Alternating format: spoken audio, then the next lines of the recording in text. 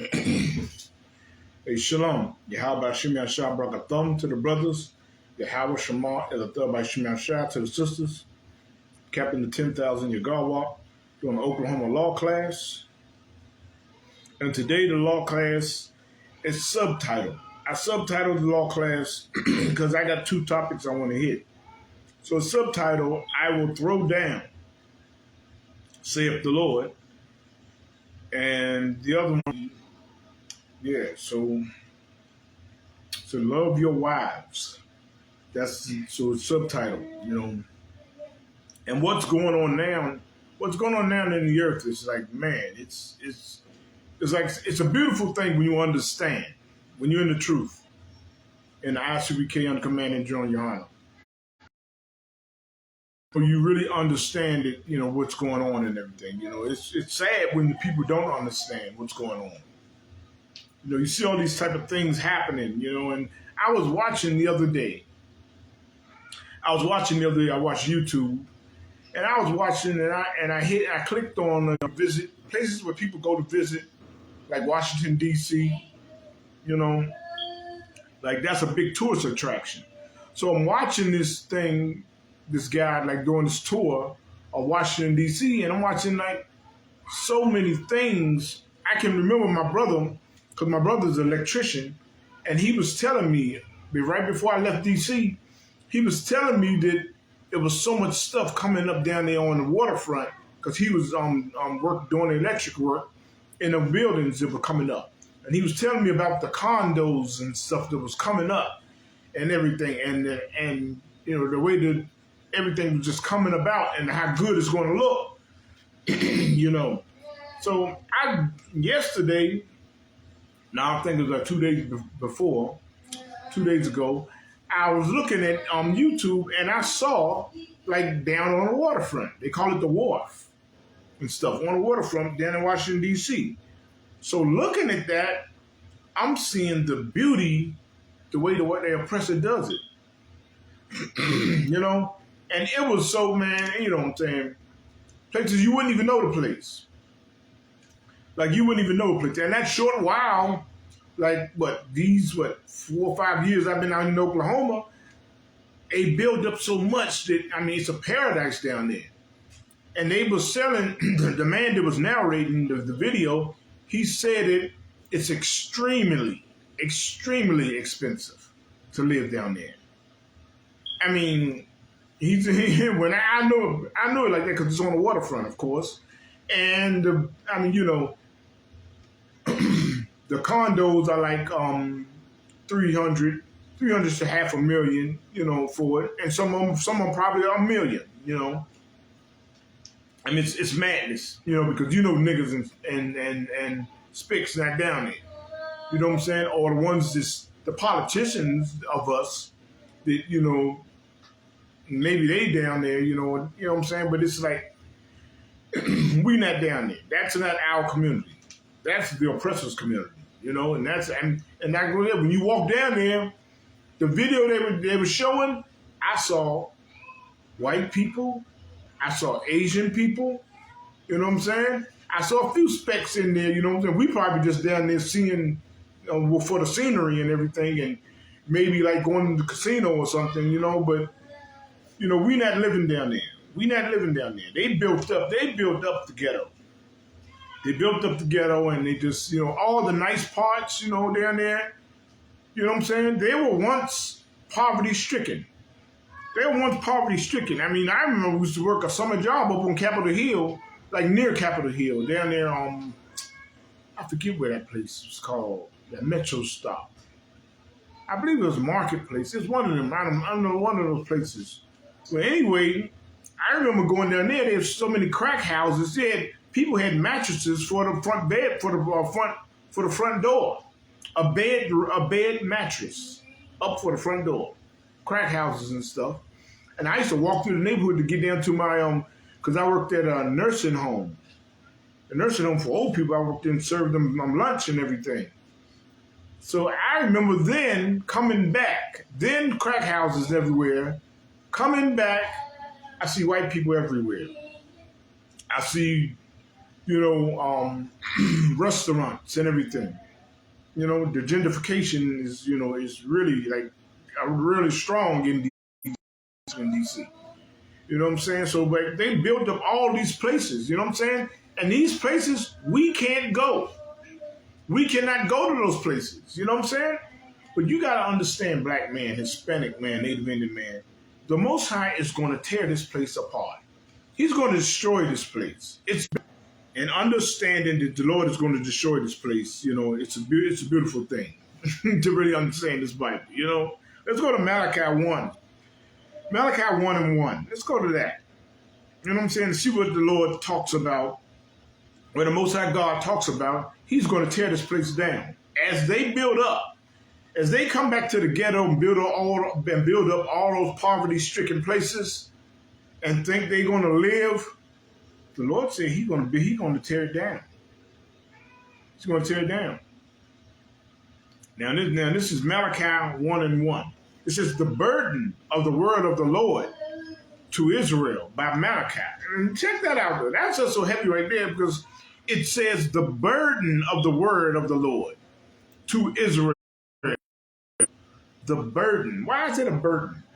It's a burden because people, we go out there and speak. We want you to wake up if you're black, Hispanic, or Native Indian. We want so hard. Come on, we pray and so hard to the Most High because we want all Israel to be saved. But it's a burden unto us. Because we know when we come up and start teaching, you know what I'm saying? We hear the arguments. And the brothers that have been in this school for a long time and the sisters, they understand the burden. You know what I'm saying? So that's what's so heavy right here where it says the burden of the word of the Lord to Israel, by Malachi. Verse 2 says, I have loved you, saith the Lord. Yet we say, wherein hast thou loved us? We ask the question, where have you loved us? Come on, we in crack. Hey, come on, we on drugs. We do what we downtrodden. We got our oppressor's foot on our neck. You know what I'm saying? We say, where have we loved us? We say, where have you loved us? You know what I'm saying? Yet ye say, wherein hast thou loved us? It's a question mark. Was not Esau Jacob's brother, saith the Lord? Yet I loved Jacob and hated Esau, and laid his mountains and his heritage waste for the dragons of the wilderness. Understand, he said he hated Esau and loved Jacob. Okay, black man, Hispanics and Native Indians. Jacob, the ones that you don't know, like our people, the brothers and sisters of the Isupk, we know. But if you don't know, Jacob is the forefather of the 12 tribes of Israel, the so-called blacks, so-called Hispanics, and so-called Native Indians. He's the father of us, where God said, yet I loved Jacob and hated Esau. Esau is the forefather of the white race. He's the forefather of the Germans, the forefather of the so-called, the Jewish man, not the Jews, the Jewish man. He's the forefather of the Russians and all of them, you know what I'm saying? Of the white race. He said he hated Esau. And I hated Esau and laid his mountains and his heritage waste for the dragons of the field. The white dragons, dragons of the wilderness. He said, that's what he said he did there. For their heritage is death. Their heritage is death. That's what Job 20, chapter 20 is about the destruction of the oppressor, the so-called white man, what God is going to do to him. Maybe I'll get to that. I might not, but I'm just gonna tag it right here. Job 20, all right. But you know what I'm saying?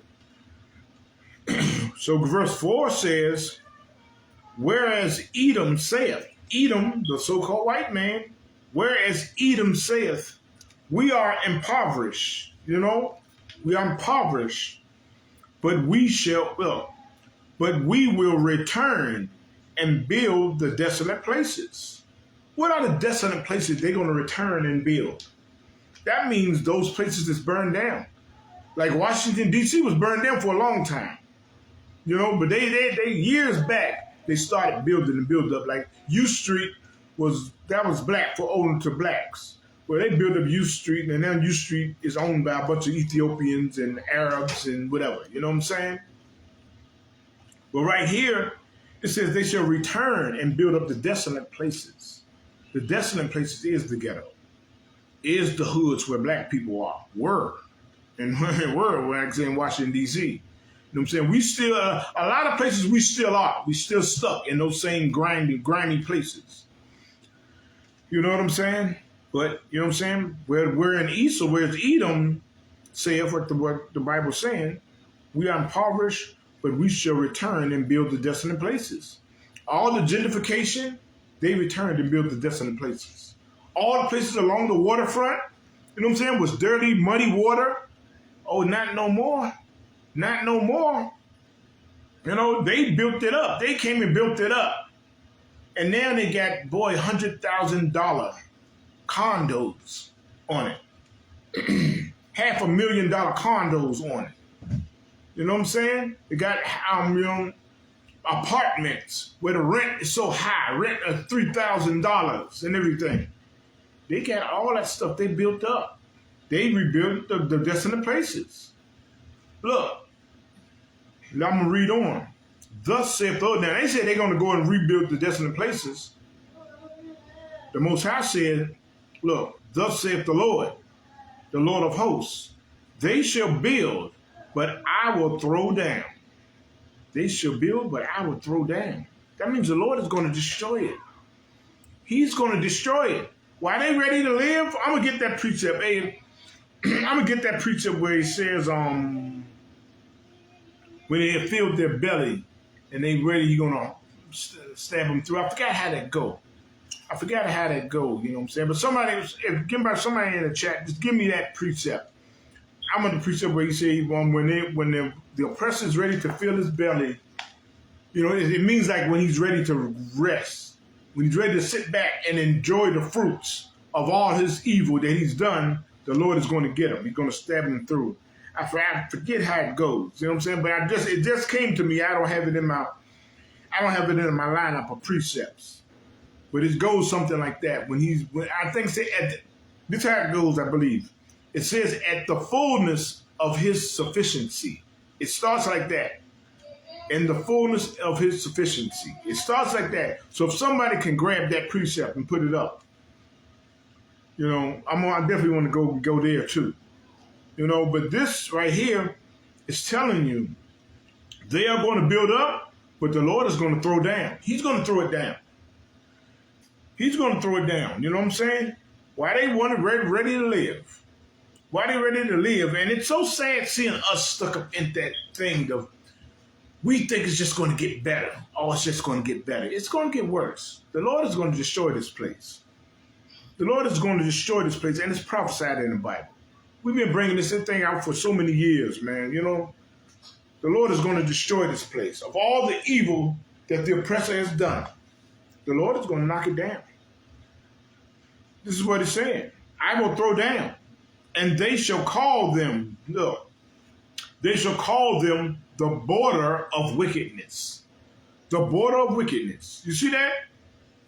Now, Edom said he's going to return and build the desolate places. But the Most High said he's going to throw down.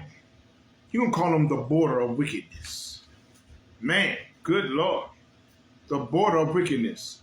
Look, and the people against whom the Lord hath indignation forever. Good Lord. The Lord, he's going to bring them down. This is what the Bible is saying. You know what I'm saying? This is so beautiful because while you see it, like I said, when I watched that video and seeing DC, it's so beautiful, and seeing the way they build up and the way the narrator said the condos are extremely expensive. So he said he said the cost of living. That's what he said. He said the cost of living is extremely is extremely expensive. That means a nigga can't go down there and live. And they've been building it. So, like I said, my brother told me about how beautiful the place was. He told me how those condos were coming up and they're going to be amazing. And now that they're open, hey, the white man, all our enemies, so says the Bible, are going to live there. You know, but why they build them? And I felt a little jealous. Boy, I got a little jealousy came over me. Just that they got that paradise. That to them, you know what I'm saying? But black people in D.C. got the hood. You know what I'm saying? Still got those torn up projects are still over there. You know what I'm saying? That's terrible. That's terrible. But when you know that they're going to get it from the Most High, boy, you don't worry about that. That's the healing. That heals you. That makes you feel better. You know what I'm saying? That makes you feel better. You know what I'm saying? I mean, D.C. is a thing of beauty now. And came up. All those desolate places are built up. You know what I'm saying? Except where the blacks and Hispanics are. You know what I'm saying? They still got some grimy places. You know? They still got grimy places. But you know what I'm saying? It's so terrible, you know? Let's go to...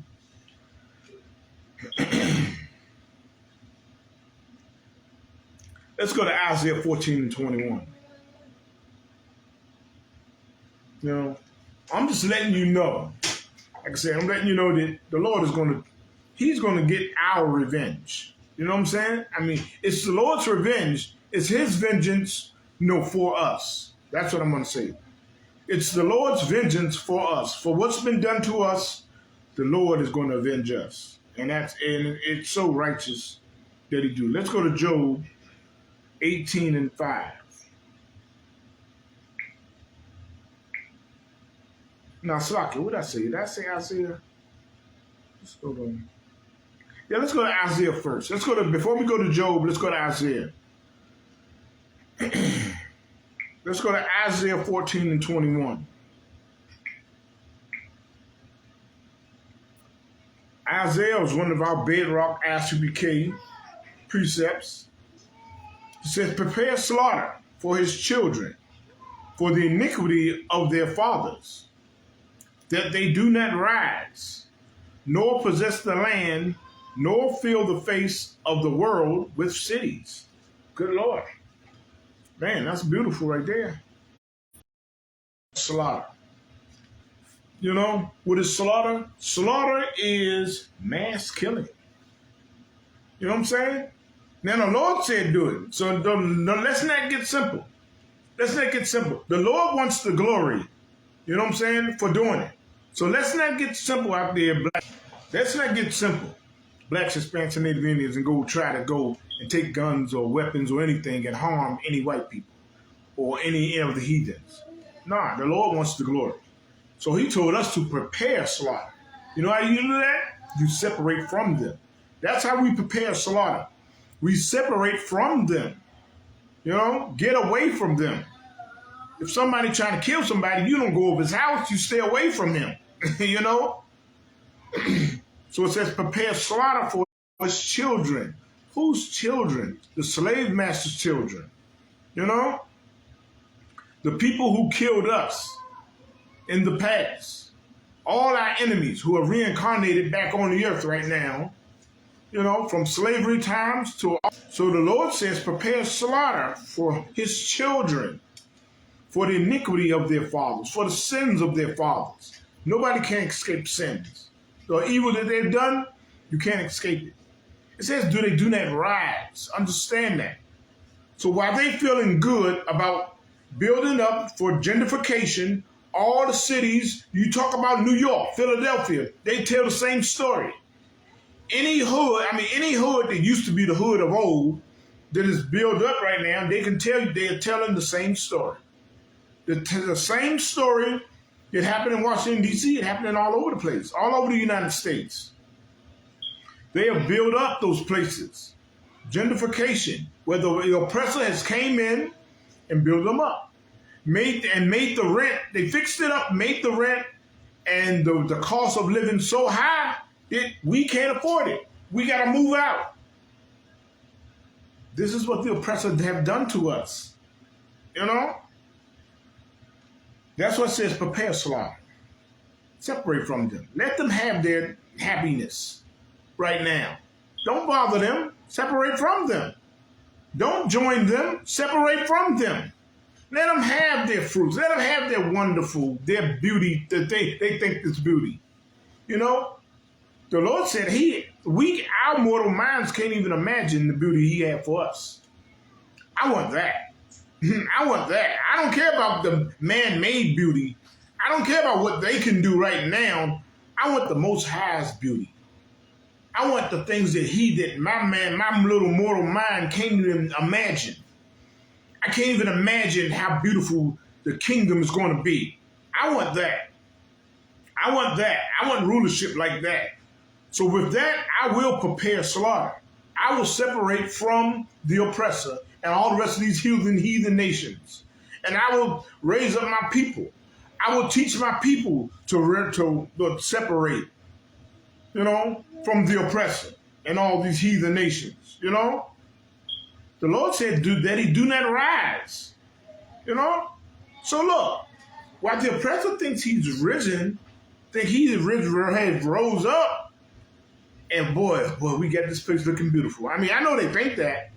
You know, down there, before I left D.C., you know, I'm down there by the MGM casino and everything.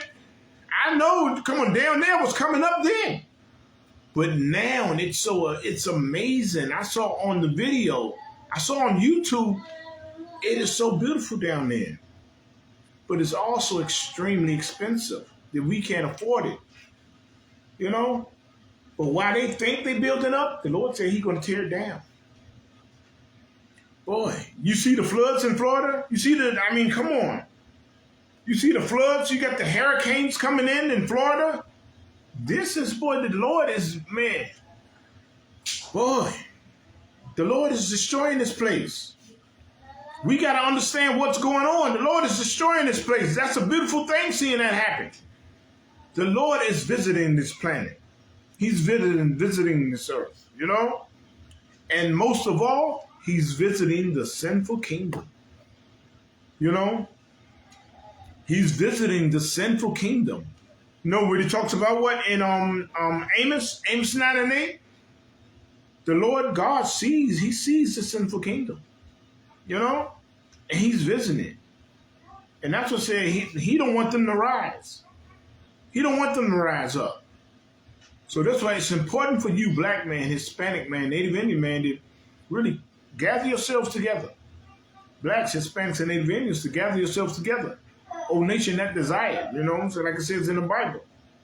You know? Because right now, the Lord is plaguing this place. He's plaguing this place. And you see the plagues coming? They're coming. They're coming. And the scriptures say this is the beginning of sorrow. This is not even, it's going to get worse. This is why we urge you, blacks, Hispanics, and Native Indians, to really come into this truth. Start keeping these laws, statutes, and commandments of the Most High. Because this oppressor that's over us, the Lord is chopping them down. He's cutting them down. You know what I'm saying? He's cutting them down. So it says, nor possess the land, nor fill the face of the world with cities. You know? For I will rise up against them, saith the Lord of hosts. Against them. Good Lord. Saith the Lord of hosts. And cut off from Babylon the name and remnant and son and nephew, saith the Lord. You know, he's going to cut it all off. That's what he's going to destroy it. He's going to destroy it while they think they're building up. You know, the Lord is going to destroy this place, and I can't wait. I can't wait. Because what has been done to blacks, Hispanics, and Native Indians, it's terrible what's been done to us, that we're so destroyed as a people. You know, and they deserve it. They deserve all Salakia. I'm not saying we deserve it, but the oppressor, he's deserved what's coming to him. He deserves it. You know, he deserves it. Let's go down to Salakia. I was at 14 and 21. Let's go back up. Isaiah 14:1. Let's read that, because I want to let you know, hey, slavery is coming for them. Now, since they want to always not talk about what do you call critical race theory? Oh no. Well, they're going to get slavery. They don't want us to talk about slavery. They're going to get slavery. So says the Bible. Let's read Isaiah 14:1. For the Lord will have mercy on Jacob. Remember I told you about Jacob? For the forefather of the 12 tribes of Israel, blacks, Hispanics, and Native Indians. The Lord will have mercy on Jacob and will yet choose Israel and will set them in their own land. See, our own land. He's going to set us in our own land. I love reading this precept. He's going to set us in our own land. And our own land is Jerusalem. It's not nowhere in this God-forsaken place of America, because America is going to be totally destroyed. So says the Bible. You know, I'm going to get a little bit on that, too, in this class. America's going to be... This is what I want you blacks, Hispanics, and Native Indians to understand. The ones who's not in the truth and don't really understand the Bible. I want you to understand it.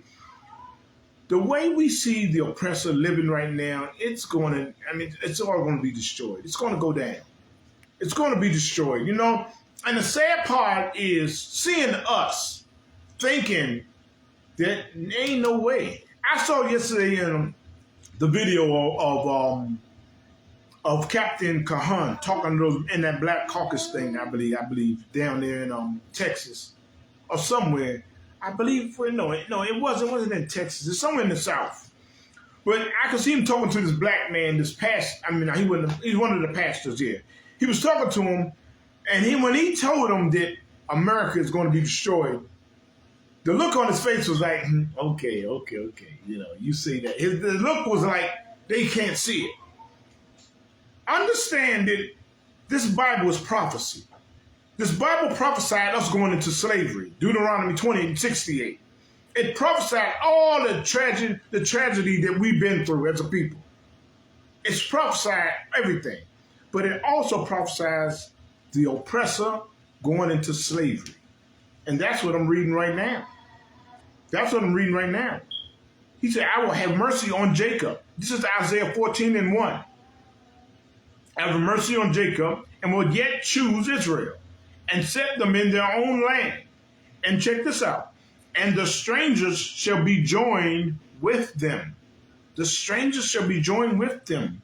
Who are the strangers? The other nations, the heathen nations. Those are the strangers. They're going to be joined with us. You know? But how are they going to be joined? The Bible tells you. I'm going to read on. It's like it. And they shall cleave to the house of Jacob. They're going to cleave to us. You know what I'm saying? That means they're going to come to us for everything. They're going to need everything. They're going to beg to us for everything. And they're going to be our slaves. We're going to give it to them. You know, because why? We're going to have our foot on their neck. See, this was something you never learned in the Christian church. I know I never learned it. You know, verse 2. And the people shall take them and bring them to their place. Now, and the people, who are the people? The people are the Israelites. Blacks, Hispanics, and Native Indians. We're going to take them to their place. The place where they're supposed to be. You know? And the house of Israel shall possess them in the land of the Lord for servants and handmaids. And they shall take them captives, whose captives they were. And they shall rule over their oppressors. Understand, this can be nothing but blacks, Hispanics, and Native Indians. We got to understand that. You know, the Bible is for us. It's about us. Christ came for us, died for us, and is coming back for us. So right now we reading after Christ came back, the destruction he's going to bring down, all that, you know what I'm saying? Then we're going to have them as servants and handmaids. You know? But see, this thing, I'm going to break it down again. I'm going to break it down. It says, and the people shall place, and the house of Israel shall possess them. We're going to possess them, you know? Like they possessed us, we're going to possess them, you know? in the land of the Lord. The land of the Lord is Jerusalem. That's our homeland. When they say Mount Zion, now we says and they shall take them captives, who captives they were, and they shall rule over their oppressors. You know, that's in the Bible. That's what the Bible is about. It's about God's vengeance for the Israelites. But see, in some way, through Christianity, we got lost. We got lost because the oppressor gave us Christianity, and we start, wait a minute. They said the laws are done away with. You don't have to keep the laws. When Christ says himself in Matthew 5 that I've come to destroy the laws or the prophets. Christianity taught us to forget the laws. No, we're not supposed to forget the laws. The laws, we're supposed to keep the laws. So this is, and it's so amazing why I tell you about what's happening in my hometown. You know? Now, it's saying now look, the only place where I've seen where Washington, D.C. has been built up and so beautiful now, the place where we can go to all that beauty is the wharf where they sell seafood, crab, shrimp, and lobster, clams, you know, mussels, all that. There's cockroaches of the sea. They're the abomination unto us that we're not supposed to eat. We're welcome to come by that and spend so much money on crab, shrimp, and lobster and all that gunk of the sea. When they have nice, you know what I'm saying? So that's a beautiful thing. No one did. Hey, the Lord is going to destroy this place. He's going to destroy this. Go what I said earlier, Amos 9. I'm going to go to Amos 9 and 8. Let's go to Amos 9 and 8. Let's get more that's in the Bible. If you Christian, you probably never heard it before, ever. Amos chapter 9, verse 8. It says, Amos 9 and 8 says, behold, the eyes of the Lord God are upon the sinful kingdom, and I will destroy it from off the face of the earth, saving that I will not utterly destroy the house of Jacob, saith the Lord. He will not utterly destroy the house of Jacob. The house of Jacob is Israel, blacks, Hispanics, and Native Indians. He won't utterly destroy it. Utterly means completely. Wipe us out. Like that means some of us going to get on the chariots. Some of us going to get on the chariots and some of us are going to be lost. That's what the Bible is saying. The Lord said, behold, the eyes of the Lord God are upon the sinful kingdom. That means he sees all what's going on. That's a beautiful thing that he's telling us that don't even sweat it. Behold, the eyes of the Lord are upon the sinful kingdom. He sees all the evil that's going on. He sees that place that's been built up, places that have been built up. And the oppressor thinks he's going to go and live. He thinks he's going to go and live a lovely life. No. The Lord is going to destroy you.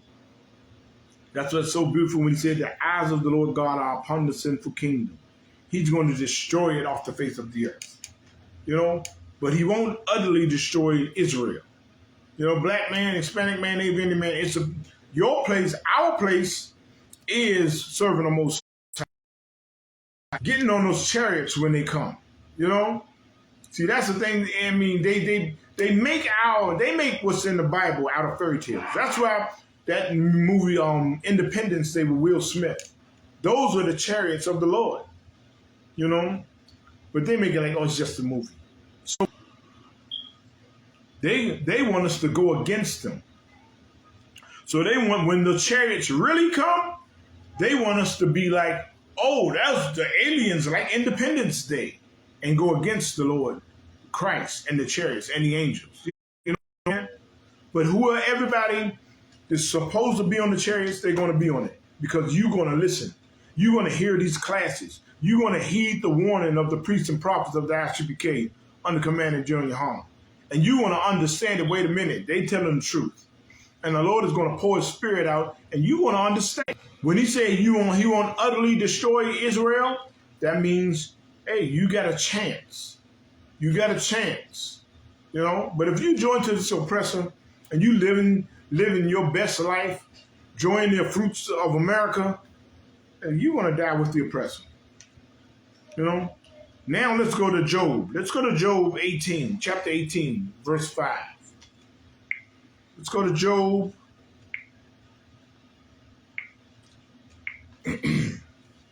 Let's go to Job chapter 18, verse 5.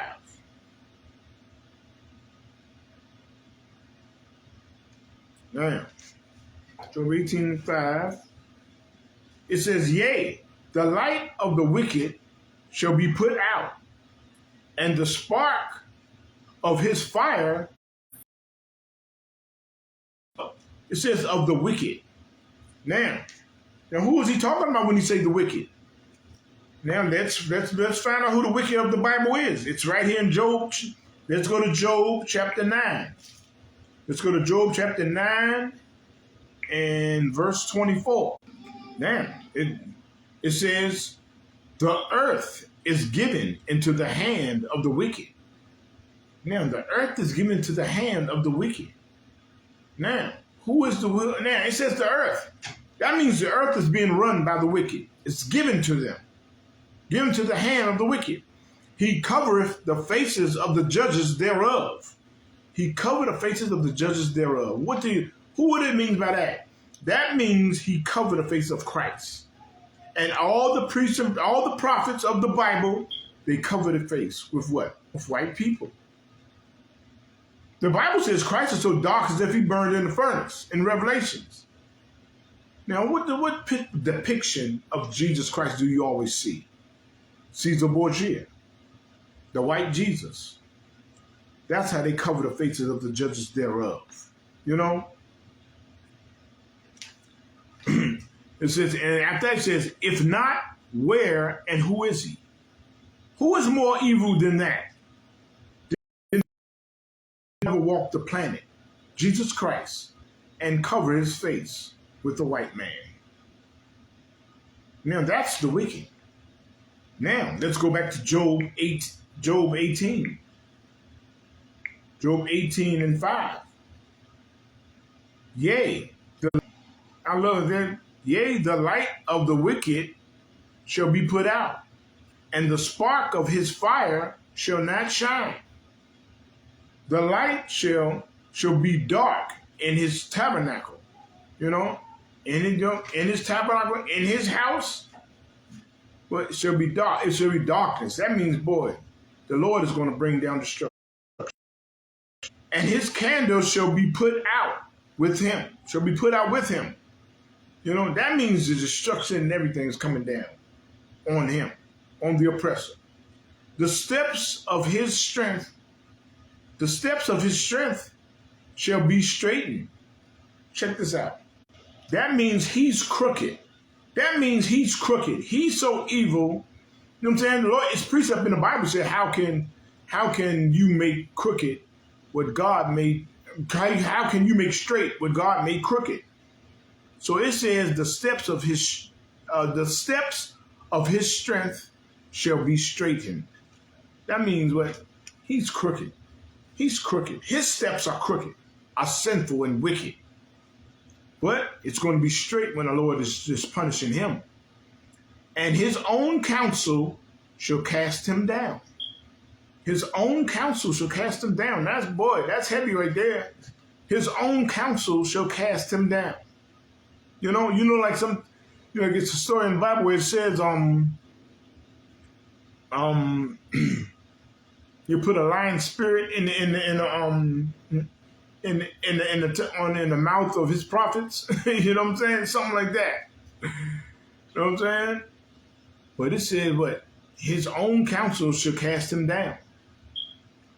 Verse 8 says, for he cast into a net. For he is cast into a net by his own feet, and he walketh upon a snare. That means things are going to, you know what I'm saying? All the evil he has planned for us, it's going to backfire on him. It's going to backfire on him. It's going to come down on him. You know what I'm saying? That's beautiful. I love that. This God's vengeance in the Bible. He's going to throw down. You know? And you ain't seen the Most High throwing down. You see, when the Most High throw down, you see like the floods and those hurricanes. You see earthquakes and stuff, disasters come down, destruction. That's when the Most High throws down, you know? Verse 9 says, the jinn shall take him by the heel, you know? And the robber shall prevail against him. That means he's going to do. He's going to drink. The jinn shall take him by the heel. You know what I'm saying? He's going to fall on his face and everything. Everything be going wrong with him. You know? He's going to be totally destroyed. The snare is laid. Verse 10 says the snare is laid for him in the ground, and a trap for him in the way. Terrors shall make him afraid on every side. Good Lord, terror shall make him afraid on every side, you know, and shall drive him to his feet. Well, he's going to be running. The oppressor's going to be running because the Lord is coming after him, you know. His strength shall be hunger bitten. Good gracious, his strength shall be hunger bitten. That means what? His money, his wealth. You know, that's what, don't be stupid, black man, Hispanic man, Asian man, thinking that getting wealth in this sinful kingdom is going to last forever. No, his wealth, his strength and power of money is going to be hunger bitten. That's what it means when it says his strength shall be hunger bitten. Because why? He can buy his way out of anything. Where a day is going to come, but he's not going to be able to buy his way out of anything. His money is not going to mean squat. And that day is coming fast. You know what I'm saying? So that's what it means right now. You know what I'm saying? That's what it means when it says his strength is hunger bitten and destruction shall be ready at his side. That's what the Bible is talking about. That's a beautiful thing to know that the things that are coming. You know? If you think the oppressor's kingdom will not fall, you are a fool. You're definitely a fool. Because we're giving it to you right here, right out of the Bible. We're giving it to you right now, right out of the Bible. Telling you all the evil that the oppressor have done, he's going to get it back done to him. He's not going to escape God's vengeance. God's vengeance is coming down on him. And it's a beautiful thing to see. And it's a beautiful thing to understand that he's not going to get away with it. That's why when you see us be getting rich, blacks, Hispanics, it's so terrible because you think it's really going to last. You know, you really think that you're going to keep on and living your lifestyle and living his lifestyle, and it's going to, it's going to amount to something. It's not going to amount to anything. You know what I'm saying? Right now, it's for us to gather ourselves together. Where it says Zephaniah 2:1. Gather ourselves together, O nation not desired. Because the reason why? The Lord is bringing destruction. It's for you, if you're rich, take your money and help the poor out. Help the poor out. You should be donating to the Isupk under Commander General Yahawadah. That's what you should be doing. You know? But if you're not going to do that, help the poor out. The blacks, Hispanics, and aliens. Help each other out. Because the Lord is bringing destruction that you can't run from. Start getting in class. Start understanding the laws, statutes, and commandments are not done away with. That we got to keep them. Because the Lord is coming. And he's bringing destruction. You know? Now let's go to verse 13. It shall devour the strength of his skin. Even the firstborn of death shall devour his strength. Like, good gracious, everything's coming down. His confidence shall be rooted out of his tabernacle. You know, rooted out of his place, his confidence. You know, that means the place he dwell, in his mind, where he dwell. Where he sit, like I said, let's say he's sitting in his office building. You know what I'm saying? He probably got a condo in the same office building. You know the way they live.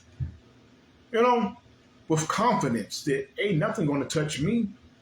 I'm going to live. I'm going to rule the earth.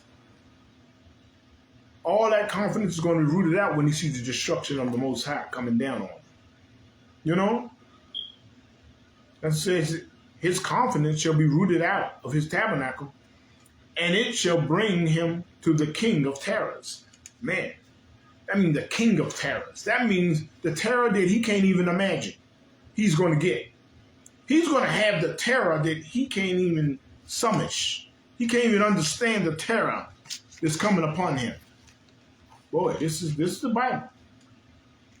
You know what I'm saying? This is lovely because this is letting you know that he's going to get this destruction, and it's going to come down on him. That's a lovely thing to understand. Now, let's go to Joel. Go to Joel. I'm gonna bring some more destruction before I go to my second topic of this class. For everybody that's just joining, I subtitled this class. You know, it's I will throw down, saith the Lord. That's the first title. What I'm bringing out right now, and the next title is Love Your Wives. You know, I'm gonna go in on some of that. You know, so this is Joel 3:1. Oh, Eva, go back. Bye. Now let's go to Joel 3:1. Joel 3:1 says, "For behold, in those days and in that time." Now it says, behold, in those days and in that time. Check that. Listen, I want y'all to really understand what it's saying. This Bible was written so many thousands of years ago. So what? Are we in those days? Things that are happening right now, like I said, we don't know if we got, we don't know if we got 10 years or 10 seconds, 10 minutes, or 10 days. We don't know it. But understand, this Bible was written so many thousands of years ago. So right now, we could be living in those days. And so it says, "For behold, in those days and in that time, when I shall bring again the captivity of Judah and Jerusalem." He's going to bring again the captivity. Then check that out. Because it says, "I'm going to bring again the captivity of Judah and Jerusalem." How is he going to bring it again? You know?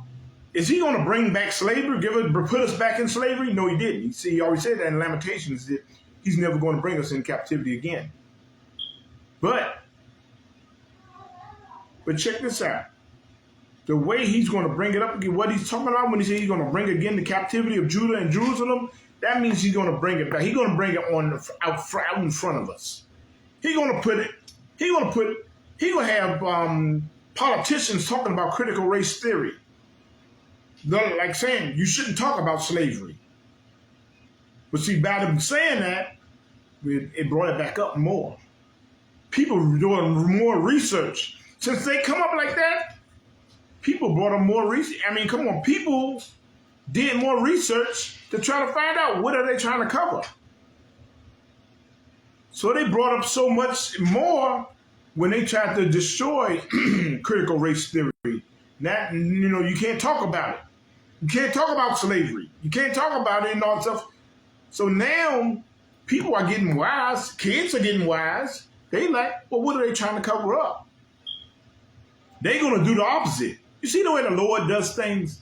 It's so beautiful the way the Lord does things. He tricked those dummies, because while those dummies feeling all guilty, like the Bible says shame is going to cover them, like the shame is covering them, so they go and say, oh, critical race theory, let's ban it.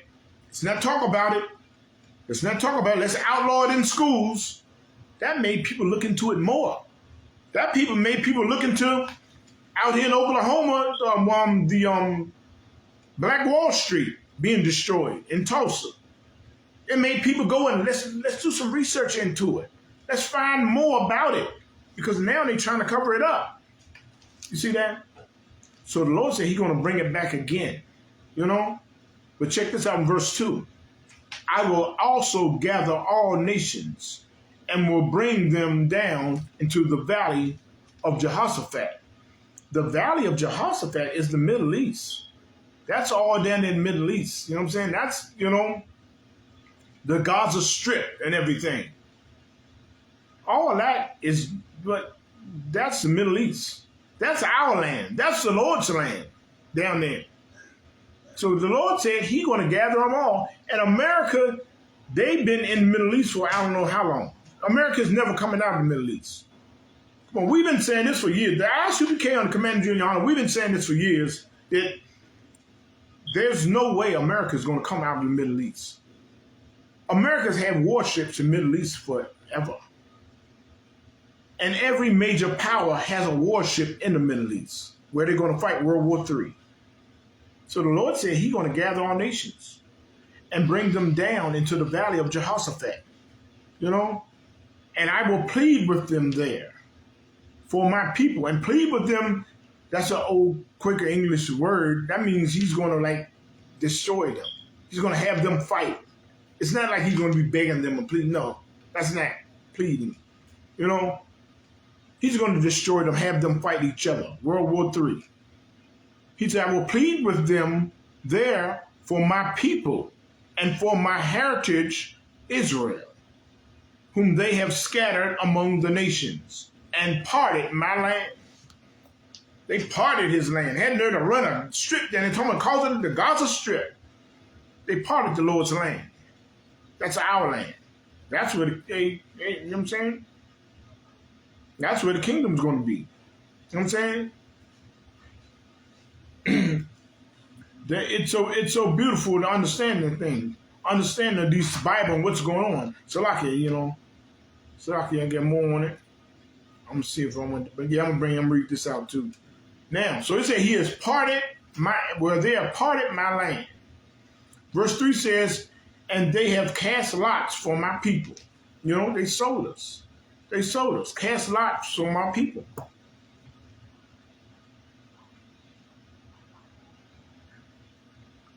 And have given a boy for a harlot, and sold a girl for wine, that they might drink. You know what I'm saying? They just done all this evil to us, man. You know what I'm saying?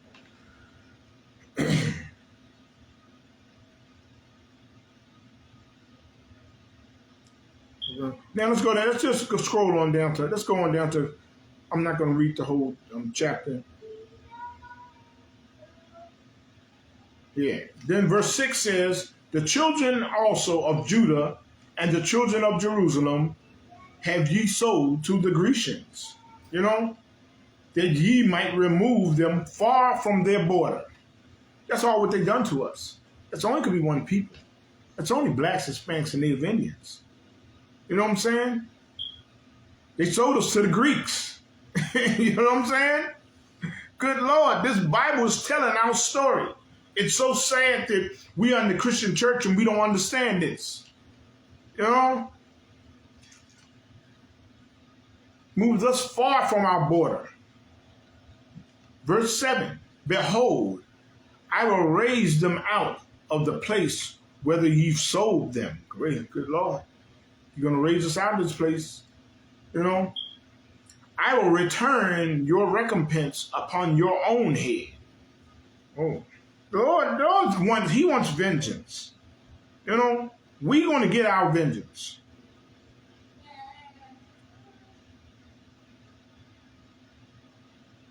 Let me see.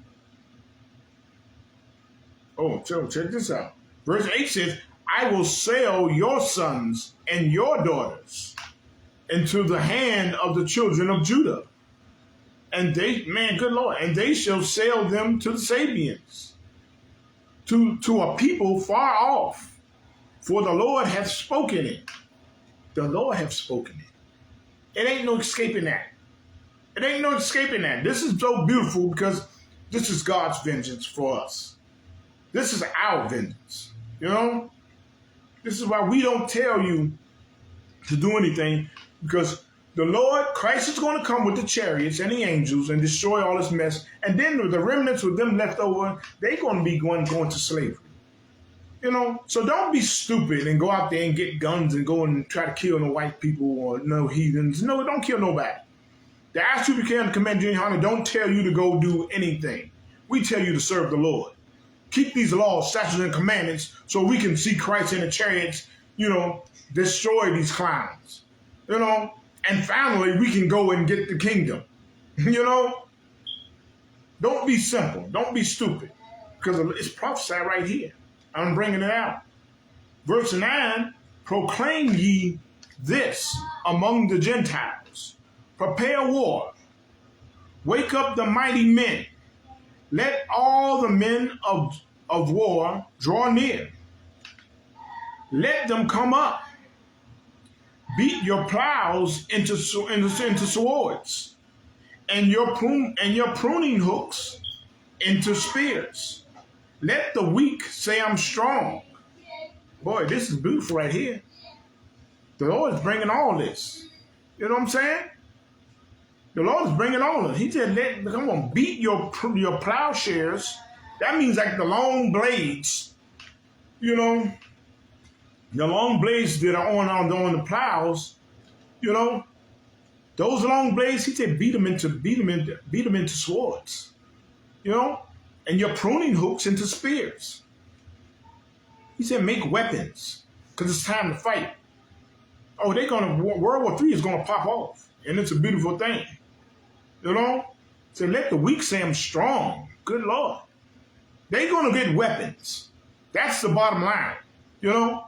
That old stupid Barack Obama, he's so dumb, he gave rebels weapons, and those same rebels he gave weapons to fight back turned into ISIS and start chopping off our reporters' heads. You know what I'm saying? You know what I'm saying? Let the weak say I'm strong. Assemble yourselves and come, all ye hither, and gather yourselves together round about thither, cause thy mighty ones to come down, O Lord. Let the heathen be wakened, and come up to the valley of Jehoshaphat, for there will I sit to judge all the heathen round about. Good Lord. This is what the Most High is saying. He's going to sit round about to judge. He's going to punish them. You know what I'm saying? And while they're fighting World War III, Christ is going to come. That's the beauty of it all. You know what I'm saying? And that's when they're going to band together and try to fight Christ and the chariots. And that's going to last an hour. Good Lord. It says, put ye in the sickle. 13. Put ye in the sickle. Sickle is that long blade. That long blade with a hook. It's like this. It goes up, and then the blade goes like that. And the way you reap your harvest, you take that long blade and you cut down your harvest. You reap your harvest with that. If you know about farming, you know. So it says, put ye in the sickle, you know, for the harvest is ripe. Good Lord. It says the harvest is ripe. Come get you down, for the press is full. For the fats overflow, for their wickedness is great. Good Lord. Multitudes and multitudes in the valley of decision. For the day of the Lord is near in the valley of decision. Good Lord. Good Lord. The Lord is bringing this destruction, and it's a beautiful thing. It's a beautiful thing. It's good for America. It's good for Russia. It's good for Ukraine. It's good for all those heathen nations. You know, go ahead and fight World War III, and then Christ is going to come and smash you, and that's going to last an hour. That's the beauty of this Bible and understanding this Bible. You know what I'm saying? Christianity is so satanic and stupid. You know what I'm saying? You see it every time Captain Tazaria debates one of these dumb Christians. You see how stupid Christianity is and has a brain lock on our people. You know what I'm saying? So in the Isupk and the Commander Junior Hunter, we gonna break those chains off your brain and wake you up and give you the truth of the Bible and what the Bible is truly about. You know what I'm saying? What the Bible is truly about. It's not going to be no darn happy day when Christ comes. You know? And for this topic, the last one, like I said, I'm going to bring in the second topic. This is going to be my last precept in this topic. It says, it's Isaiah 13:9.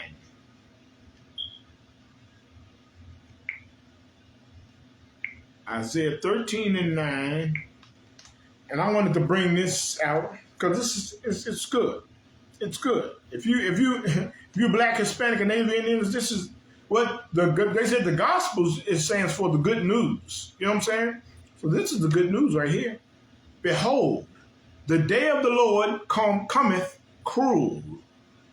That happy and joyous occasion, it cometh cruel, both with wrath and fierce anger, to lay the land desolate, and he shall destroy the sinners thereof out of it. Oh, don't sound like a happy day like you Christians always like to sing a little God-forsaken song, "Oh Happy Day." That's not "Oh Happy Day," is it? Good Lord. He gonna destroy it. Come on. It says comes cruel with fierce wrath and anger. Man. Verse 10 says, for the stars of heaven and the constellation thereof shall not give their light. The sun shall be darkened in his going forth, and the moon shall not cause her light to shine. Good Lord. Man, I will punish the world for their evil and the wicked for their iniquity. Man, I mean, does that sound like a nice, happy day? You Christians always talking about the old happy day when Christ cracked the sky and all that type of stuff. No. You know what I'm saying? And I will cause the arrogancy of the proud to cease. I will lay low the haughtiness of the terrible. I will make a man more precious than fine gold, even a man than the golden wedge of Ophir. You know? That's just like a real precious gold, you know? Therefore, I will shake the heavens, and the earth shall remove out of her place in the wrath of the Lord of hosts, the Lord of hosts, and in the day of his fierce anger. Good Lord, in the day of his fierce anger. God, man, come on, man. It's talking about the Lord's anger. Not nothing happy. It's anger. He's mad. He's pissed off. You know? And it shall be as the chase roe, you know, like the deer running through the womb, and a sheep that no man taketh up. They shall every man turn to his own people. You see that? All that togetherness they talk about in America is a bunch of bull. They're going to turn to their own people and flee everyone into his own land. Good Lord. Man. And then they all going to be slaves. Then all those heathen nations, they're going to be slaves. But the oppressor, the so-called white man, he's the only one who's going to die off and be gone completely. You know, that's what Job chapter 20 is about. You know, the destruction about, he's going to be gone. It's going to be a time like he's going to serve his slavery. The oppressor, the so-called white people, they're going to serve their slavery when Christ comes. And they're going to do how many years they're going to do with, man, it says in Revelation they're going to do double. So they're going to be a long time. So they're going to do their slavery, and then they just going to die off. You're not going to see them no more. There'll be no so-called white people ever. This is in the Bible. You know what I'm saying? So that was my last precepts for the for that topic. I will throw down. The Lord will throw, I will throw down, saith the Lord. Now we're going to go into the second topic of love your wives, which is so important. It's so important for Israel. It's so important for Israel. Because why you gotta understand the things that's going on right now. You know what I'm saying? We got a nation. We got a nation to care for. And our women are part of our nation. They're part of our nation. You know? We are a part of our nation. They got, they're gonna do their work. Like in the Isupk, you see the women doing some dynamite things. You know? Women are doing dynamite things. You see sisters all the time, just doing things that just blows your mind, the things they do. You know what I'm saying? My real Kazakwana, she does sewing and stuff, and she does after her. I mean, she works as an LPN. She's a nurse. She comes home and gets on the sewing machine and sews garments and headbands and war scarves and everything. You know what I'm saying? So it's like sisters and so many sisters in the school do so many dynamite things. You know what I'm saying? It's like, it's a beautiful thing. So therefore, we got to make sure we're doing the right thing. You know what I'm saying? We got to make sure we really, loving our wives. You know what I'm saying? Love is an action. It's not a word. It's not a feeling. It's not just a feeling and a word. Love is an action. And we got to understand that love is an action. And in that, Shalakia, let's go back to when it says, it said something that in this was so heavy. At verse 12, in Isaiah 13, in verse 12, it says, I will make a man more precious than fine gold. Now we gotta let's let that marinate a little bit in our mind, because that meant a whole lot. As the Lord is destroying everything of the oppressor, as He's coming down, you talking about the stars and the heaven are not going to show not going to show their light, and the moon not going to show its light, and so much darkness and so much destruction coming down. In the middle of all that, the Lord let it be known that I will make a man more precious than fine gold. Man, you know what I'm saying? That's a man in the truth, not a man in the world. Niggas running around smoking blunts and getting high and popping bottles all the time and banging whores. I mean, come on. That's not more precious than gold. You become precious when you become a priest and prophet of the Most High. When you take away all the evil that you've done in the world and start keeping the law, statutes, and commandments of the Most High. You know what I'm saying? That's how you become precious. Because why? Our God, our power, our Father holds us precious. Our King holds us precious. Yahawadah Christ holds us precious unto Him. You know what I'm saying? Because we have been righteous unto the Most High. You know what I'm saying? Things that our acts, what we do now is going to bring back to His kingdom. You know what I'm saying? So, we've got to understand it. You gotta love love is more than just the word. Love is more than word. You gotta act like it. You know what I'm saying? My mother used to cut us all the time. You know what I'm saying? We being hard-headed and stuff like that. And then you couldn't come and tell my mother, hey, I love you, mommy. Mommy, I love you, like that. My mother would cut you cold. She'd just say, act like it. And you just feel a little kind of dumbfounded, you know what I'm saying? Because you ain't been acting like it, you know what I'm saying? So that's how, and then when I come into the school, hey, that's what that stands on Isupk. What we stand on. We stand on love is an action, not a feeling. You know? So, my first precept, let's go to 1 Peter 3:7. Let's go to our first precept. That's 1 Peter's mm, mm, mm, mm, mm.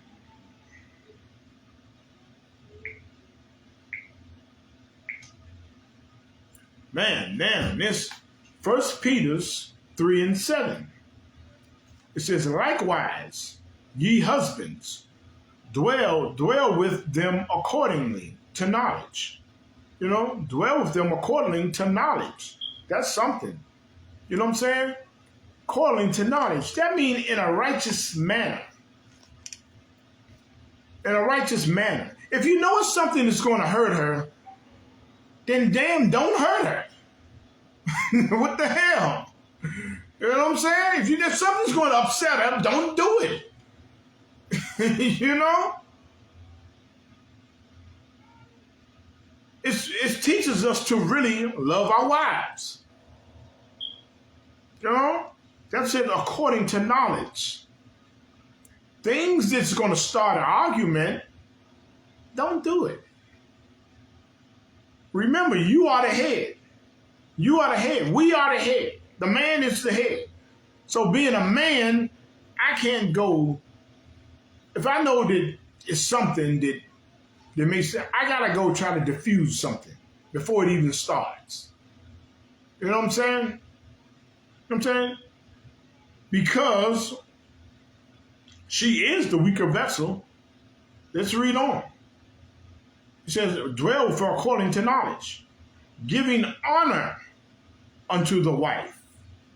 Honor unto the wife. Giving honor unto the wife as unto the weaker vessel. You know what I'm saying? Give honor unto her because why? She is a weaker vessel. She's not going to take things the way you feel like you feel she should take it. Every time you get up there, oh yeah, she can take it. Every time you go like that, you want to hurt her feelings. You're going to do something to bring her down. You know? So honor her unto the weaker vessel. You know? Unto the weaker vessel. She can't take things like you can take it. You know what I'm saying? It's things you can say and cut a woman real hard. And she'll go to bed crying. She'll go to bed crying. I know that in my son, when I was married in the world, my son's mother. Oh, I did, boy. I could say some evil stuff. I can cut her with some evil stuff. And it was so evil because I know I could. I knew I could cut her with some evil stuff, and I would say it. Man, some nights she would cry all night. You know? And then I sit there like a dummy, I'm apologizing all night. You know what I'm saying? I ain't really mean it. You ain't really mean that. You know what I'm saying? So that's how you got to honor her as unto the weaker vessel. You know, you got to really, really know her the way that how you can talk to her. You know what I'm saying? And you should know it. You should know it. You know, it's just imagine or according to how long you've been married. You know what I'm saying? But said in the Isupk, you should know her because you're going to court her for that 6-month period, and you're going to get to know her, all her ins and outs, you know, all the hard things and whatever, you know what I'm saying? That you're going to get to know her. You know what I'm saying? But that is just so heavy when it says you got to honor unto the wife as unto the weaker vessel, and as being heirs together of the grace of life, that your prayers be not hindered. That is so heavy right there. That your prayers be not hindered, because of you being evil to your rear, boy, the Lord sees it. Just like in Amos 9:8, he said his eyes are upon the sinful kingdom. His eyes are upon us too. His eyes are upon the marriages. You know what I'm saying? We get angels reporting. We have angels reporting back and forth all the time on us. You know what I'm saying? You know the story of Jacob's ladder when he saw the angels ascending and descending? You know, angels give reports. You notice the trial of Job when it says the angels came to present themselves? Oh yeah, angels have reports on us. You know what I'm saying? So if you sitting there treating your rib bad, it says what? That your prayers be not hindered. You think you're going to pray for her and the Lord going to bless you, give you all these blessings, and you treating her and like a dog? You crushing her because you can? You crushing her feelings because you can? You know what I'm saying? You know what I'm saying? Brothers do some twisted shit, salakia for my language, to their ribs. And over the years, I've been counseling brothers and sisters. And some brothers, I had to tell them, brother, come on. You got to cut that shit out. Salakia. But I had to say stuff like to some brothers sometimes over the years. The way they treated their ribs. And then expect her to be nice to you. Come on, you starting all this stuff all the time. Over the years, I heard some crazy stories. You know what I'm saying? Some crazy stories, you know what I'm saying? And some of them some brothers and sisters fell out of the truth. Some brothers and sisters wasn't even in the truth, but they were just coming to get counsel. It was just a sister. I was down here. Captain Cesariak sent her to me because she was in Oklahoma. And so she wanted counsel, for her and her husband, And then her husband said he didn't want the counsel.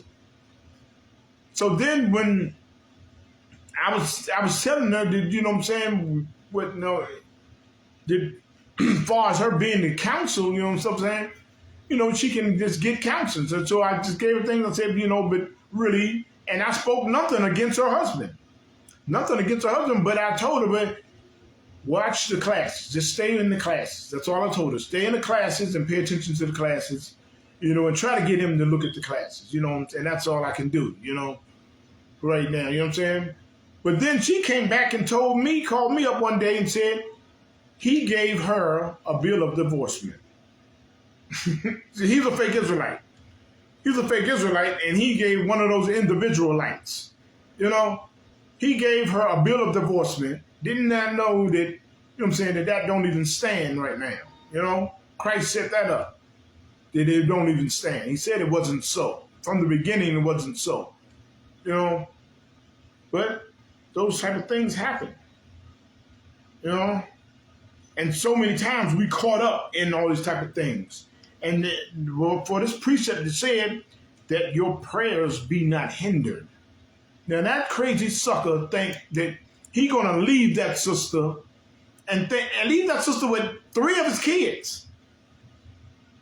He left that sister with 3 of his kids, and he think he gonna go and live happily ever after. You know what I'm saying? His prayers will be hindered all the time because he sinned against the Most High. He sinned against throwing away. He sinned against the Most High right there. You know what I'm saying?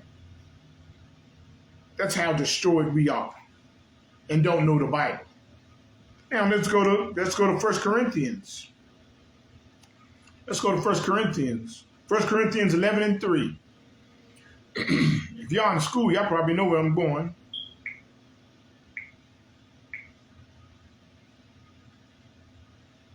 First Corinthians 11:3 said, but I would have you know that the head of every man is Christ, and the head of the woman is the man, and the head of Christ is God. Man, there it is, set up. That's the rundown. That's the rundown. The head of every man is Christ. And the head of the woman is the man. So the head of if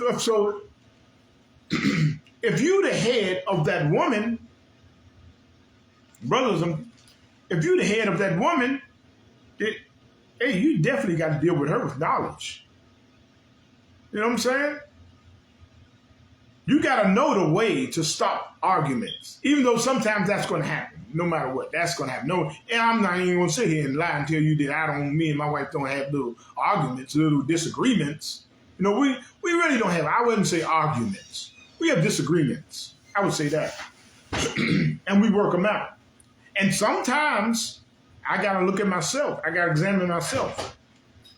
Sometimes I examine myself and say, no, I'm just going to cut it off. And cut it off. You got to know how to way to deal with your rear.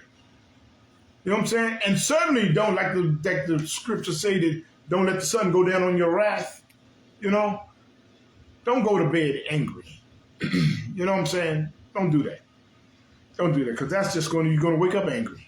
That's all. You're going to go to bed angry, you're going to wake up angry.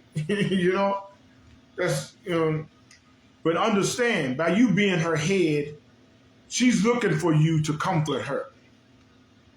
She's looking for you to, if she do something, she's looking for you to be excited about it. You know what I'm saying? She's looking for you to treat her nice. Even by just even saying something, oh, that's good. That's nice. That is really nice. All right. You know, like General Muhammad, like I always have, when I'm doing when I'm doing these classes about relationships, I always bring up the time when General Muhammad said, the woman is a child. So that really was always like, it really like, I was like, yeah, feeling him and understand what he's saying. But when you really look into it, you know what I'm saying? He was talking about you treat her the same way you would treat, like, what I'm saying, it's not nothing demeaning. That's what I mean. It's nothing demeaning to the woman, like belittling her, saying she's a simple little child. It's not that. It's not saying that. And General Muhammad didn't mean that. It means like you treat her like when you show some, what I say, like, show some interest. Show some interest in the things she do. When she come and show you something, don't treat it like, oh, yeah, oh, okay. All right, you know what I'm saying? Especially if she's excited about it. You know what I'm saying? Oh, okay, all right. It won't hurt you to do that. You know what I'm saying? Sometimes you got to do that. Sometimes. I know all women are different, but sometimes you got to come like that. Show some damn interest. Show that you really concerned about it. And if she's hurt, something hurt her, you can't come and be like, oh, you upset about that. That upset you. She's a woman. She's a weaker vessel. She's a weaker vessel. You got to go and treat like you do like that your son or daughter. Your son or daughter, she have it, oh, I hurt my arm. You'll go to that little girl and be like, oh, you did? Oh, let me see it. Let me rub it. Oh, it's all right. Oh, you give her a hug and everything. You know what I'm saying? So if something hurt her and upset her, hey, come here and say, oh, man, come here, all right, tell me about it. Give her a hug and a kiss on the cheek, All right, come on, let's talk about it. What's up? You can't just be like, oh, that hurt you. Oh, you just, oh, hey, you got to get tougher. You got to, well, goddamn. You know what I'm saying? That's not dealing with her with knowledge. That's being stupid. That's being stupid. You know what I'm saying? That's terrible. That's awful. That's awful. And you are her head. And that's all she got to look forward to. You know what I'm saying? You have to really counsel your woman. You have to counsel her, or otherwise you will be coming to get counsel. And she's going to tell you all the crazy things that you did. And sometimes a lot of brothers didn't want that stuff out there, But it came out in counsel. You know what I'm saying? Understand that you are head. You're head, and she's looking for you to what? To heal her wounds. Any type of way. Any type of way. Now the next one I want to go to is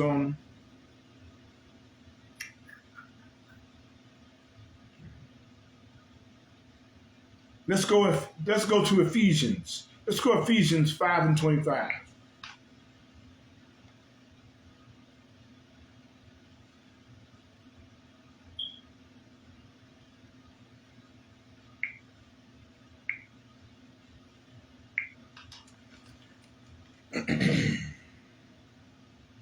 Now, Ephesians 5:25 says, husbands.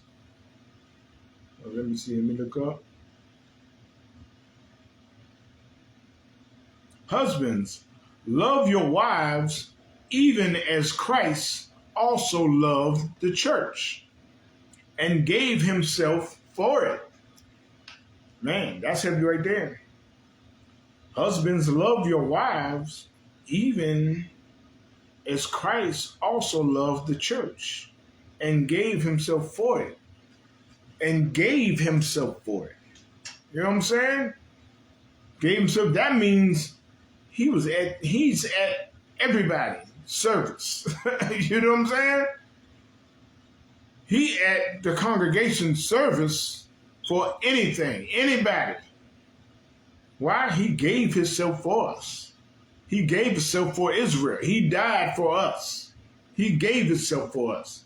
And that's what husbands, you got to give yourself for your wife. No doubt you're going to protect her. And you're going to guard over her. She needs you to do something for her. You know what I'm saying? She might not be feeling about something some way. She don't want to go by herself. You got to go with her. I don't give a damn what you're doing. You got to go with her. Because she wants you to come. That's how you give yourself for her. You know?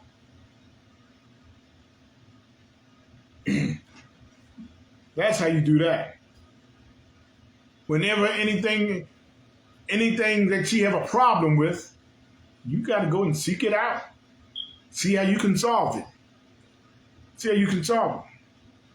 This is where a man of the Lord acts. You know what I'm saying? This is what we do in Isupk. You know what I'm saying? We got to seek out and work out the problem. You can't be blasé about a problem that she has. A problem she has, she's looking for you. You are her head. She's looking for you to solve it. You know, she's looking for you. She's looking to you for the solution. She's looking for you for it. You got to give yourself for your real. You know, it's just that simple. It said it right there.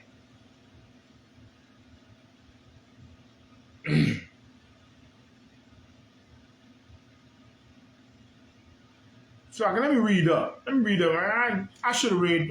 Let's read verse 24. It says, therefore, to Christ, so let the wives be to their own husbands in everything. You know, man, that's heavy right there. Our wives be to their own husbands in everything. They got to be subject. With that, you got to give yourself for your wife. You know, that's why it's good when you read that. Come on. It says, so let the wives be their own husbands. Let me read it up. Therefore, as the church is subject unto, so let the wives be to their own husbands in everything. Husbands, even as Christ also loved the church and gave himself for it. I just read that over again. So, come on. You got to give yourself for her. That's what it's saying. That's what it's saying. You know what I'm saying? You have a problem. Let's go to verse 26. That he might sanctify and cleanse it with the washing of water by the word. You know?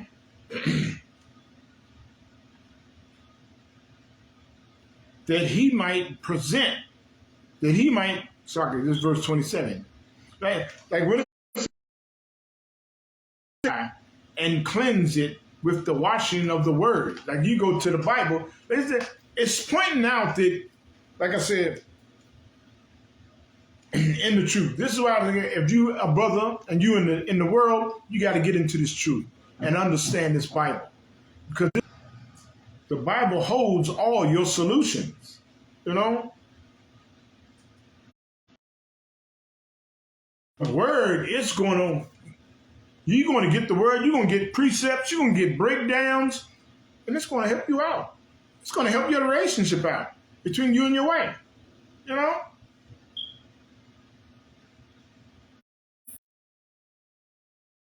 Himself.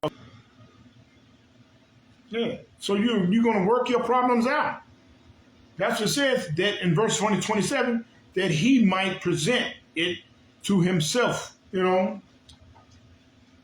a glorious church, not having spot. You, as a man, you're going to have a glorious marriage, you know, not having spot or wrinkle. Your marriage not going to have spot or wrinkle, you know, or any such thing, like nothing serious you're going to have.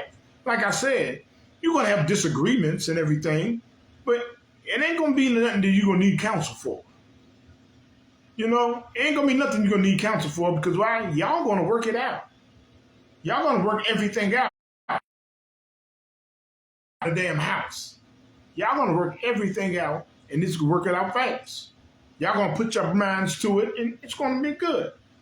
That's what it says, without spot, having not, Salakia, not having spot or wrinkle or any such thing, but that, all right, yes, that's why I say that it should be holy without blemish. Holy without blemish. That means your marriage is going to be holy without blemish. That's what it's saying, what Christ did for the church. You're going to do the same thing for your marriage. That's what it's saying. And that's saying something. Now, verse 28 says, so ought men to love their wives as their own bodies. He that loveth his wife loveth himself. You see that? You know, man that don't only love his own body as your own body. So when you love your wife like that, you're not going to act like a damn fool. You know? You're not going to do things that you know it's going to upset her, and you're going to do it anyway. You know what I'm saying?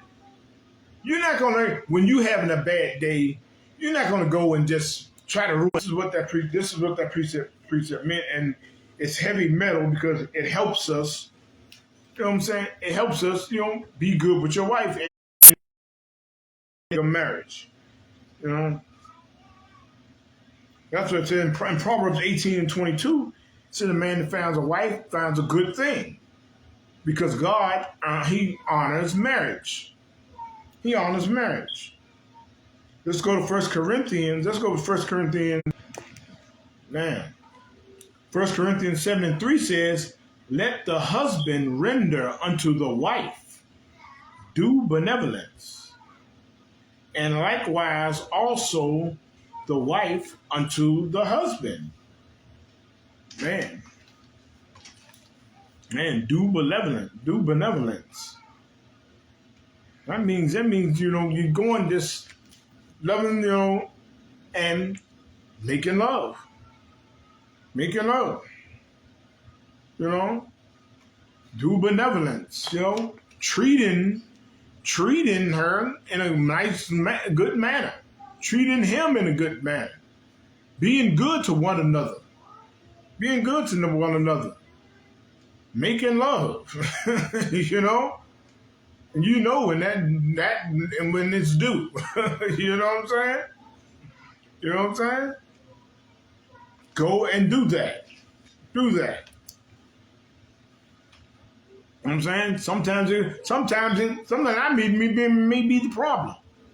Sometimes your rib may be upset. You might think she's upset, and she may have say, how you feeling? I'm all right, you know. Maybe you need to go in there and tie fire. You know, maybe so, you know what I'm saying? Maybe you need that. Because it says, you know, then it goes on, it says, and same likewise. That's what I'm saying. It's saying it's likewise, you know, also the wife unto the husband. You know? Verse 4 says, the wife hath not power of her own body. but the husband. And likewise, also the husband hath not power of his own body, but the wife. You know, the Lord is working. I mean, this Bible is so amazing. The Lord knew that we needed to work on our relationships, our marriages. The Lord knew. So this is why these things are in the Bible. This is why when I said, brothers, that if you in the world, this is why you need to get into this truth and understand how to treat your wife. You know what I'm saying? Understand how to treat your wife, because we fail in so many ways. We fail in so many ways in the world. We fail in so many ways in the world. You know what I'm saying? So right here, it's talking about relationships. It's talking about that due benevolence. You know what I'm saying? It's talking about pleasures to your wife, pleasures to your husband. It's talking about that. You know? So that's why it's, you know what I'm saying, you have to get into this truth. You know? Get into this truth, and you want to understand everything. Now what I'm getting. Let's go to what's the next one? Well, let's go to Colossians. Let's go to Colossians. Let's go to Colossians 3:18.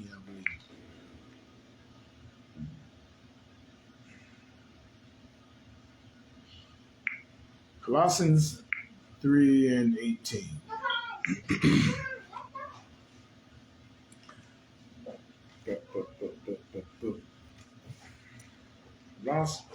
Colossians 3:18 says, "Wives, submit yourselves unto your own husbands, as it is fit in the Lord."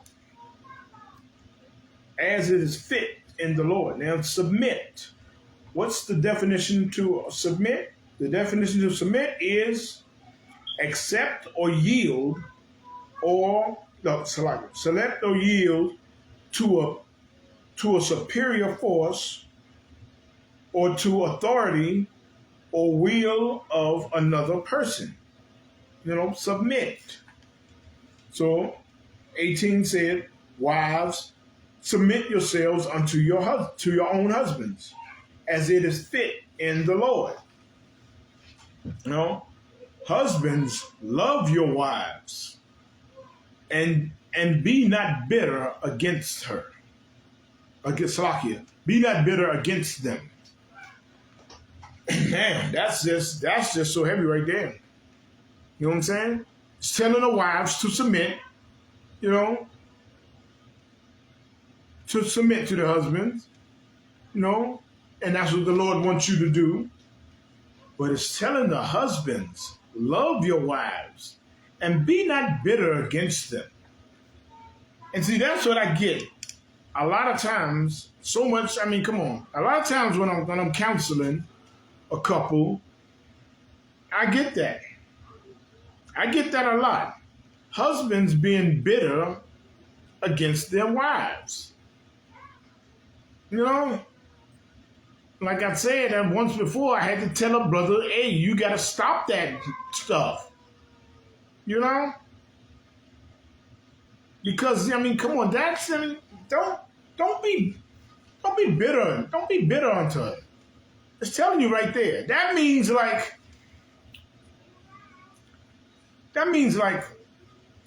you sitting there, you starting arguments for no reason. You getting there, you got an attitude, and you throwing your attitude on her for no reason. You know? And if you have something that y'all supposed to work it out, you got to drop it. You can't keep on, don't hold it. Don't keep on holding it. Because evidently, if you holding it, you haven't got over it. Don't be bitter against them. You know what I'm saying? That's what's telling the husbands, love your wives. You know? And be not bitter against them. Because, boy, man, some couples I've counseled that they be real bitter to each other. To each other. And it's so many, a lot of times I'm not going to, because I always, when I'm counseling a couple, I never tell them, I tell them right now, I say nothing small in a relationship, in a marriage. Nothing small. You know, nothing small, because sometimes it may be small to you, to the man, but maybe it's going to be large to the woman. And sometimes vice versa. It may be small to the woman, but it's going to be large to the brother. You know? So you got to really understand, you got to learn how to work those things out. You know? Work those things out. And see, these help you. What I'm going over in this part of the class, I'm going over things that's going to help you. You don't need counseling. This is your counseling. You don't need counseling. You come in and, you know what I'm saying? Work these things out and submit these things into your marriage. So you can work things out. You know what I'm saying? But it's so heavy when it's in the Bible. You know you're supposed to love your wife. But come on, it's right here in the Bible. It's here in the Bible telling us to love your wives. See, the Most High know his people. He know his people. He knows it's going to be things that we're going to come up and we're going to treat ourselves real evil. And you know, and so he put these things are in the Bible for our learning. These things are for our learning because we got brothers that don't know how to love their wives. You got brothers that don't really understand that. Have some damn compassion. Have some compassion.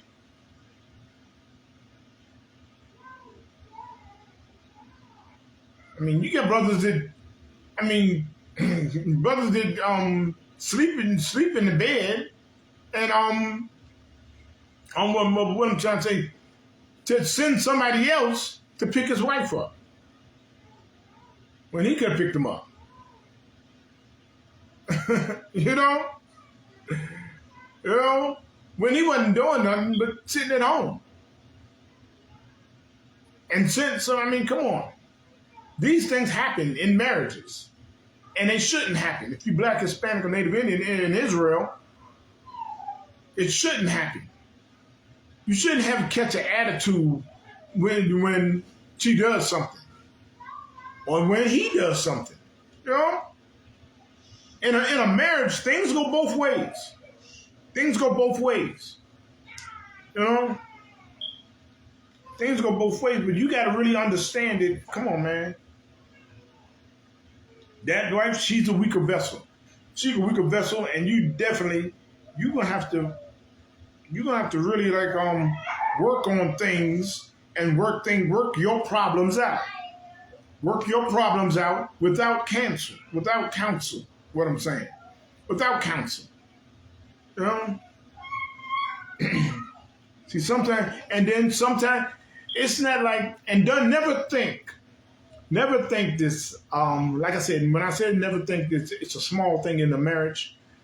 One thing in a marriage too, don't think something is too small to go get counsel for.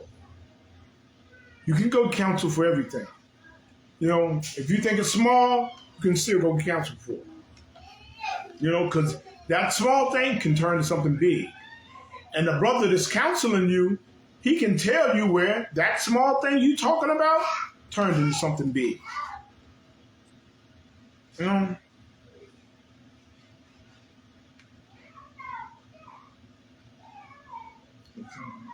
So it's real heavy that when it says husbands, love your wives. You know? And be not bitter against them. You know, it's terrible to be bitter against your wife. Anyway, you know what I'm saying? Especially, I'm saying, you're gonna have problems, but you gotta work. You being the head. I'm talking to the brothers now. You being the head of that woman. You better work that shit out, Salaki. You better work it out. You know, I tell brothers a lot. Get in there and work it out. You know? Because now it's like she's your head. She's looking for you for solutions. Get in there and work it out. What's the next one I'm gonna go to? And sisters, on that matter, sisters, you don't punk your man. What I mean by that? What I mean by don't punk your man? Don't go in a way. Don't be going away and you sob about something. You know it's not that bad, but you're going to put on an act like it's tearing you down so much. You know what I'm saying? Don't punk your man that way. That's not good. That's not good.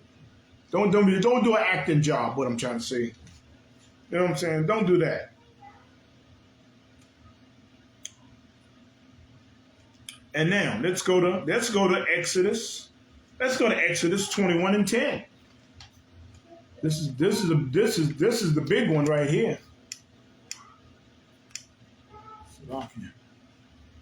Let's go to Exodus. Yeah, let's go to Exodus. Let's go to Exodus 21 and 10.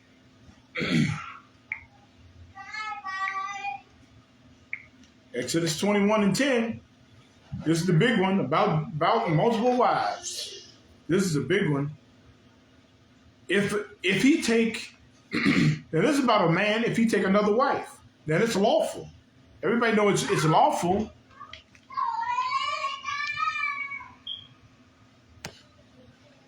What the hell did I do?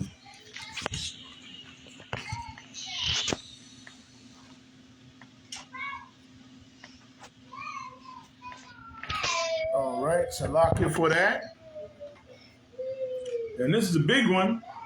If he take him another wife, her food, her raiment, and her duty of marriage shall he not diminish. Now, that's about a man taking another wife. You know, that means a lot of, people look at that, and some people, a lot of brothers in the world, they look at that, they like that part about taking another wife, but that's a total. That's responsibility. You gotta be responsible for that woman, for those women. You know what I'm saying? You gotta be responsible for those households. You know? You gotta have a way that you better deal with them with knowledge. It ain't no easy thing. It ain't no easy thing. You think you want it, you know what I'm saying? But it's not an easy thing. But if you would, like I said, if you really extremely, what I'm trying to say is doing the Lord's will. When you're really going after the Lord's will, it's going to work out for you. It's going to work out for you, and there ain't going to be no problem. There's going to be no problem keeping these laws, statutes, and commandments. You know what I'm saying? You held to do it. You know? You can't go and say, oh, well, since tell your wife that you have now, since I got this other wife, well, I ain't going to be able to do this now. Now that I got her, nah, nigga, you got to keep it up. You got to keep it up. If y'all have sex 5 days out of the week, you got to have sex 5 days out of the week. And find a way to start having sex with her, you know what I'm saying? The one that you're going to get.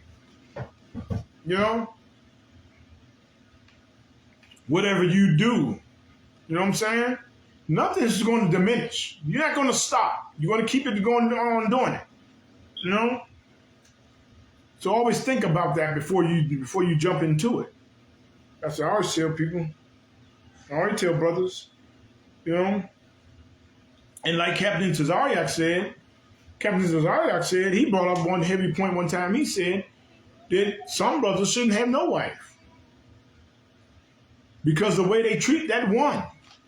Because they treat that one, God damn, so, come on, man.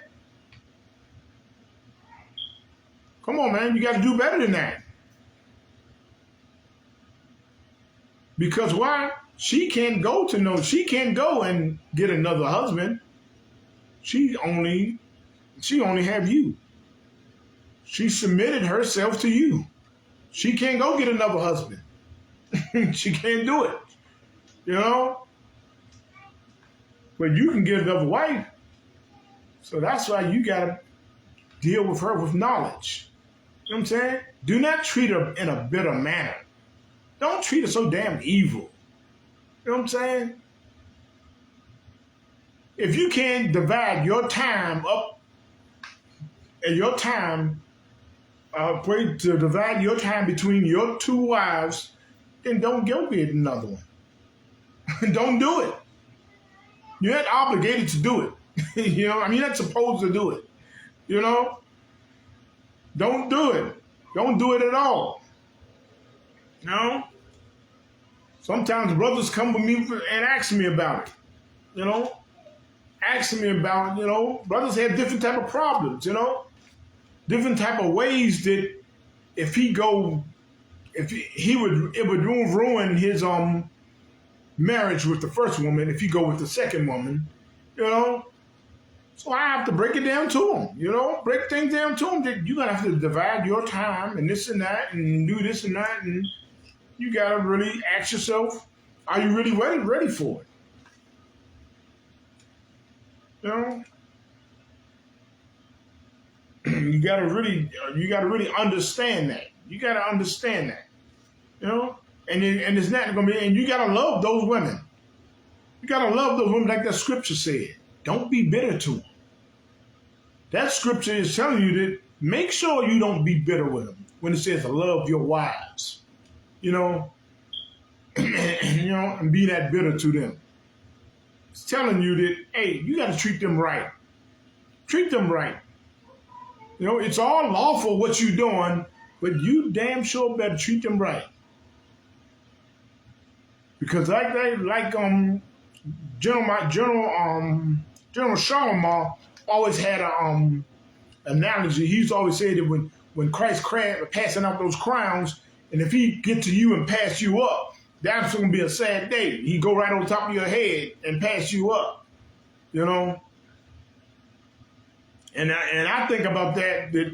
Now I tell brothers with when dealing with their rear, I said, just imagine Yahawadah Christ is giving up those crowns, placing those crowns on a brother's head, and he get to you and said, man, you did a dynamite job bringing up this city, these cities. You did a dynamite job the way you did this and the way you did that, but I can't let you have this crown because the evil way that you treated your wife.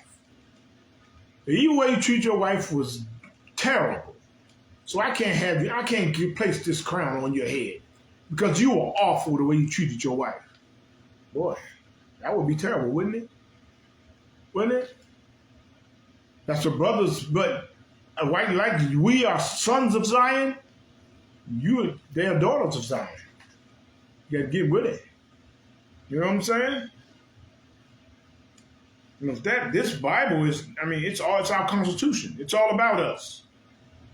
It's all about us. It's all about us. And like I said in Ecclesiasticus 25:16, to women, you don't be that dragon. You don't be that dragon. Be nice. Be nice. Because sometimes women, you can be a dragon. You know, let's go to my last precept. My last precept is going to be Ecclesiasticus 25:16. So I could put it, I could go to Proverbs. I go to Proverbs. It's basically about the same one. I mean, saying the same thing.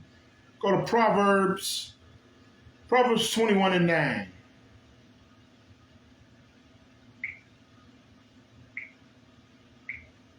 Proverbs 21:9 said, it is better to dwell in a corner of the housetop,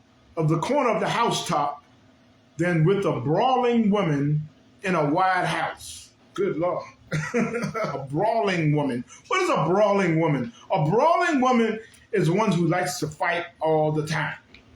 You know, and it's not really physically fighting. But yeah, why you do this? Why you do that? Brawling woman all the time. Man, it says it's better to dwell in the corner in the corner of the housetop. That means like in the attic, in a little small space in the attic. Solomon is saying he would love to just go in the corner of that top of that attic. So then with a brawling woman in a White House in a big mansion. Good Lord. So don't be that brawling woman that want to fight all the damn time. You know? Don't be that brawling woman, sisters. You know what I'm saying? You know, we all got away. We all trying to get there. We all trying to get there in our relationships.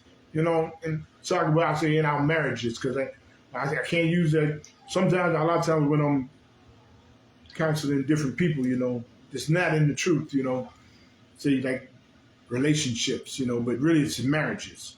It's marriages, you know, and you definitely got, you know, we got to fix ourselves in our marriages. We got to fix ourselves in our marriages because, like, with all what we do, if we don't fix ourselves, our marriages, then things are going wrong in the camp.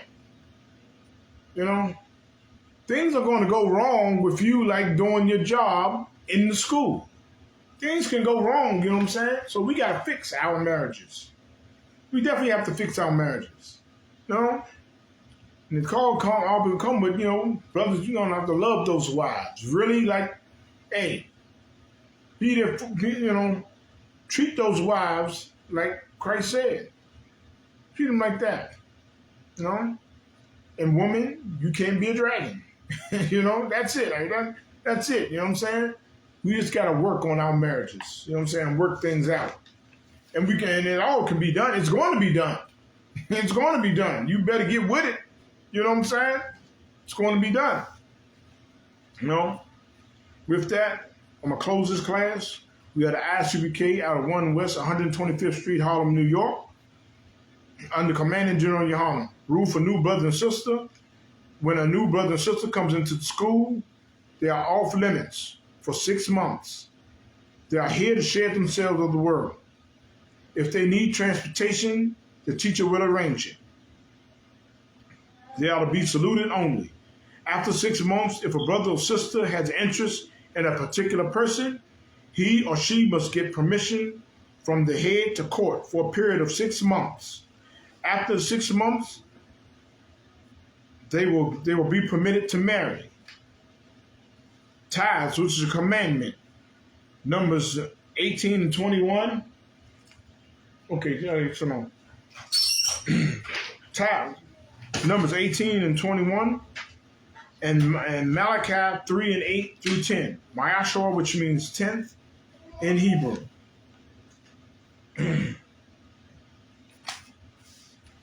Give to the Treasury Department or the teacher. Priest fund, free will offering, not mandatory.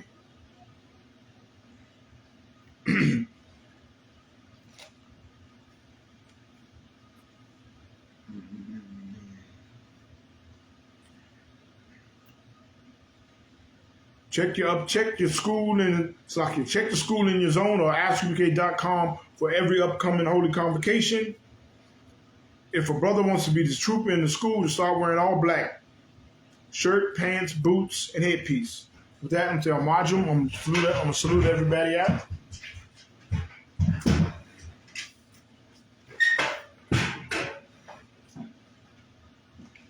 Men of Israel, Mariam Shabbat, Mariam, Barak, Yahawadah Shem Shabbat, sisters, Mariam Shabbat, Mariam, Barak, Yahawadah Shema, Ilathab Hashem Hashai.